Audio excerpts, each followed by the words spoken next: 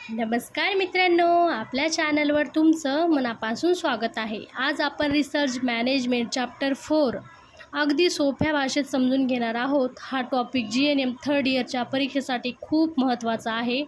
परीक्षेत हा प्रश्न नेहमी विचारला जातो, त्यामुळे हा व्हिडिओ शेवटपर्यंत नक्की बघा व चॅनलला सबस्क्राईब करायला विसरू नका। चला आपण व्हिडिओची सुरुवात करूया। प्रकरण 4 आहे व्यवस्थापन। त्याच्यामध्ये फक्त प्रकरण 4 खूप छोटा आहे, फक्त त्याच्यामध्ये कार्यच आहे, दुसरं काही नाही। तुम्हाला अगदी सोप्या मराठी भाषेत सांगते मी त्याचे कार्य। फक्त त्याचे 4च कार्य आहे। एक नियोजन करणे, आराखडा तयार करणे, अंमलबजावणी करणे आणि मूल्यमापन करणे। चला आपण बघूया त्याची प्रस्तावना। Function of management. मागील प्रकरणात आपण व्यवस्थापन म्हणजे काय, चांगल्या व्यवस्थापनासाठी आवश्यक लागणारी लॉरेन्स ॲप्से हेरी फेयॉल यांनी कार्यालयीन व्यवस्थापनाची तत्त्वे समजून घेतली आहेत आणि आरोग्य खात्यामध्ये व्यवस्थापन करताना लागणाऱ्या व्यवस्थापकीय तत्त्वांचा अभ्यास केला आहे। या तत्त्वावर आधारित यशस्वी व्यवस्थापनासाठी अंतर्भूत करणारी महत्त्वाची कार्य पाहणार आहोत। हे कार्य अनेक आहेत, हे लक्षात ठेवण्याच्या दृष्टिकोनाने एकदम एकत्रित घेऊन त्याचे गट तयार करून ध्येय साध्य करण्यासाठी या गटाची मांडणी अशा तऱ्हेने करूया की जेणेकरून एकमेकास पूरक असलेल्या गटाचा गटक्रमावर येईल।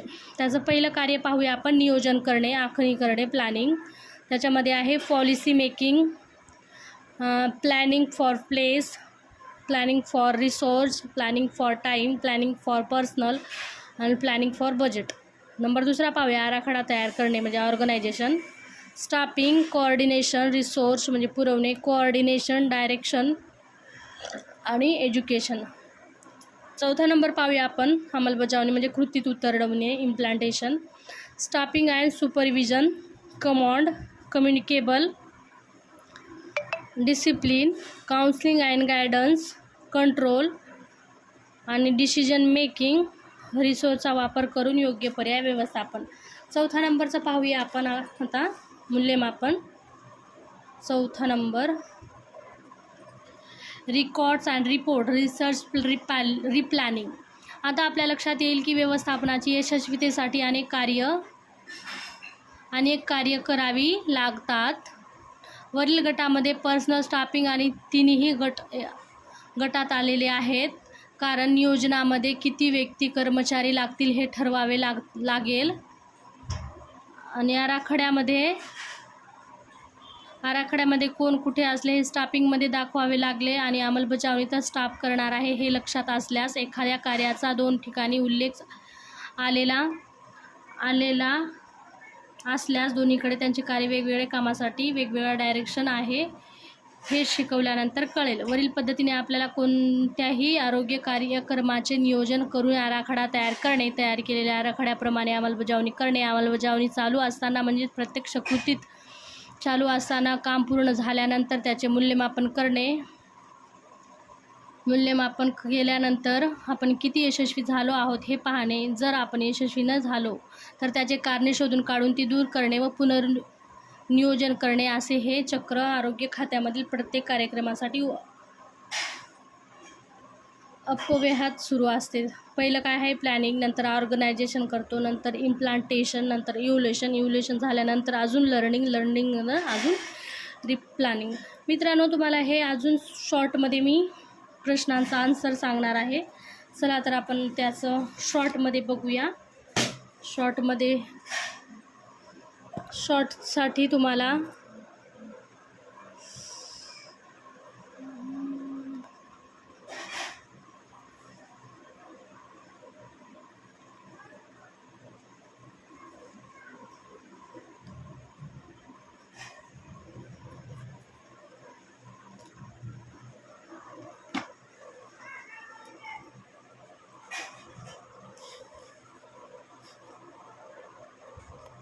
व्यवस्थापनाची कार्य मॅनेजमेंट शॉर्टमध्ये आहे हे नियोजनमध्ये तुम्ही लिहू शकता भविष्यातील कामाचा आगाऊ योजना तयार करणे, उद्दिष्ट निश्चित करणे, संसाधनाचा योग्य वापर करणे, संघटन म्हणजे ऑर्गनायझेशन।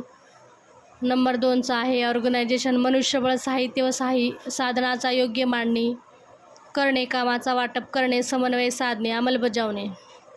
तिसरा नंबरची अंमलबजावणी आहे, त्यामध्ये 3 पॉईंट आहेत. तयार केलेली योजना प्रत्यक्षात राबवणे, कर्मचाऱ्यांना मार्गदर्शन व पर्यवेक्षण करणे, संवाद व नियंत्रण राखणे. चौथा नंबर आपण मूल्यमापन पाहूया. इव्हॅल्युएशन, उद्दिष्ट साध्य झाले का ते तपासणे, कामातील त्रुटी शोधणे आणि अहवाल तयार करणे. 5वा नंबरचा आहे पुनर्नियोजन.